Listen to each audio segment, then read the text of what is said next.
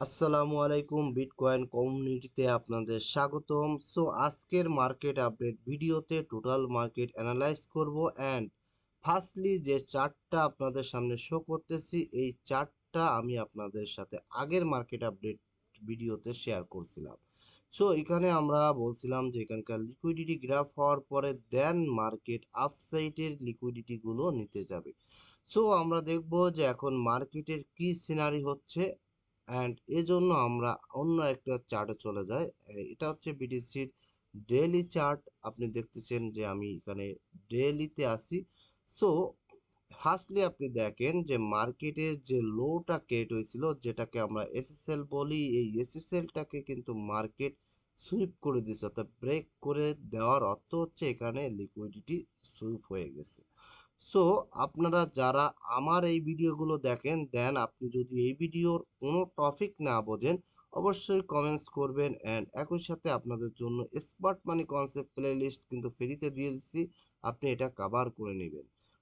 এখানে আমরা দেখতেছি যে এখানে মার্কেটের লিকুইডিটি সুইপ হয়েছে। আমি এটা আপনাদেরকে দেখাচ্ছি এখানে যে লিকুইডিটি এখানে অলরেডি লিকুইডিটি সুইপ হয়ে গেছে।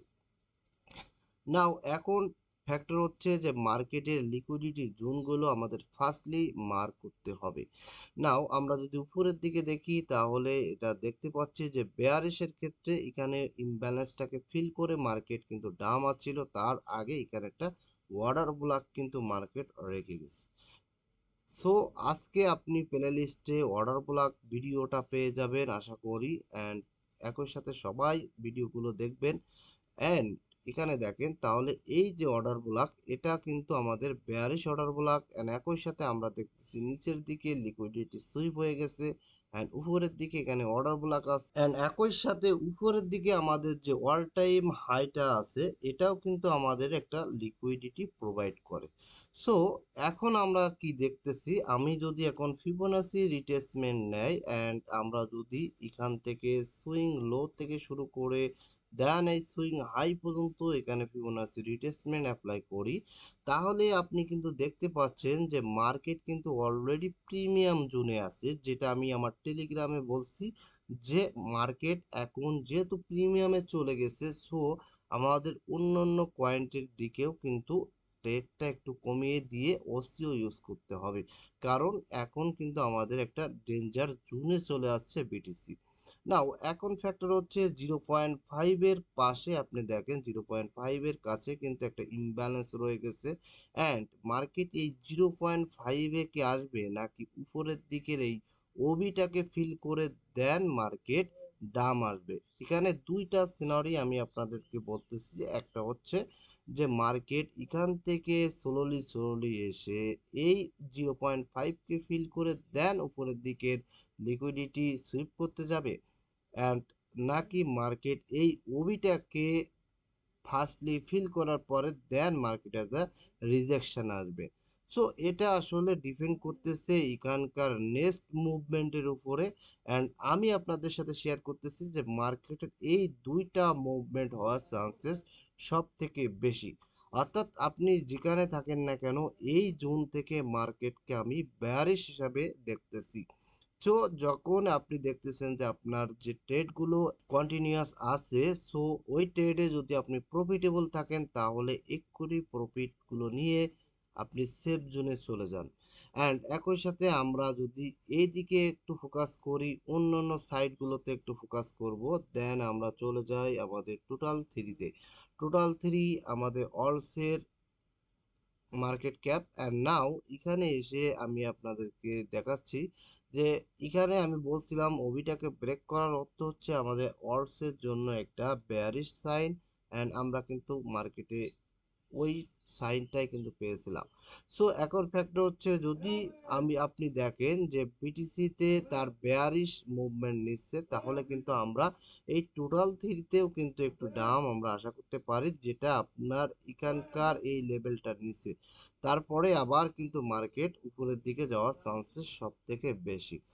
আমরা যদি একটু ইথিরিয়ামের দিকে যাই তাহলে ইথিরিয়ামে দেখি ইথিরিয়াম কি অবস্থায় আছে। আমি বলছিলাম যে ইমব্যালেন্স ফিল করতে আসবে মার্কেট, অ্যান্ড আপনাদের একই সাথে আমি টেলিগ্রামে কিন্তু বলছিলাম যে এখানে ইথেরিয়াম বাই করেন ধাপে ধাপে। এই পয়েন্টে কিন্তু আমরা ইথেরিয়ামকে পারচেজ করছি।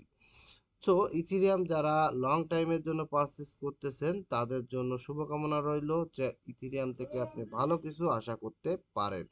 সো ফ্যাক্টর হচ্ছে উপরের দিকে এখানে আমাদের ওবি আছে, দেখেন এখানে অর্ডার ব্লক আছে, দেন একই সাথে এখানে কিন্তু উপরের দিকে এখানকার যে লিকুইডিটি গুলো রয়ে গেছে মার্কেটে, এই লিকুইডিটি গুলো নেওয়ার চান্সেস কিন্তু সব থেকে বেশি।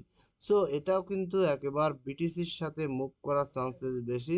অ্যান্ড একই সাথে বিটিসিকে ফলো করেন, ইথিরিয়ামকে হোল্ড করুন। এবং একই সাথে আমরা যদি অন্যান্য ফ্যাক্টরগুলো একটু দেখার চেষ্টা করি, যেমন আপনাকে ইউএসডিটি ডমিনেন্সের দিকে যায়, তাহলে ইউএসডিটি ডমিনেন্স কিন্তু আগে আমরা দেখছি যে পাম হচ্ছিল, বাট সেটা কিন্তু অনেকটা ডাম হয়ে আপনার বেয়ারিশের দিকে আছে। তার অর্থ আমরা বুঝতেছি যে এখন ট্রেডারের মধ্যে কিছুটা হলেও আস্থা চলে আসছে, যার কারণে তারা অন্যান্য কয়েনের দিকে ফোকাস করছে। অ্যান্ড টোটাল যদি আমরা ক্রিপ্টো মার্কেট ক্যাপটা একটু দেখি, তাহলে আমরা দেখতেছি যে মার্কেট কিন্তু ধীরে ধীরে এটা রিকভার হচ্ছে। দেখেন মার্কেট এখান থেকে 3.48 ট্রিলিয়ন থেকে একেবারে চলে আসছিল 2.97 ট্রিলিয়নে, দেন সেখান থেকে মার্কেটে কিন্তু ভালো একটা মুভমেন্ট আছে, যেটা যুদ্ধে নিষ্ক্রিয় হওয়ার পরেই আমরা দেখতেছি যে মার্কেটে একটা ভালো মুভমেন্ট আসছিল। আচ্ছা, যুদ্ধ নিয়ে আমরা সংশয় ছিলাম, অনেকেই আমরা ধারণা করছিলাম যে যুদ্ধের কারণে হয়তো বা বড় ধরনের একটা ডাম্প চলে আসবে। সো এই মুহূর্তে দাঁড়িয়ে আমরা দেখতেছি, যদি আমরা বিটিসির ডমিনেন্সের দিকে নজর দিই, তাহলে ডমিনেন্স কিন্তু সে আগের পজিশনে আছে, এখন আপ ট্রেন্ড বজায় রাখছে, ডমিনেন্সে কোনো কিছু হচ্ছে না। সো একই সাথে আমরা যদি আরেকটু দেখি যে ডিএক্সওয়াই যেটা ডলার ইন্ডেক্স, তাহলে দেখি ডলার ইন্ডেক্স কিন্তু বেয়ারিশ, অর্থাৎ নিচের দিকে আসতেছে। সো আপনারা যারা আমার ভিডিওটা নিয়মিত দেখেন, আপনারা অবশ্যই টেলিগ্রামে জয়েন টেলিগ্রামে আমি আপনাদের অলওয়েজ হেল্প করি, ফ্রি সিগন্যাল থেকে শুরু করে মার্কেট আপডেট দিয়ে। সো সবাই ভালো থাকবেন, আল্লাহ হাফিজ।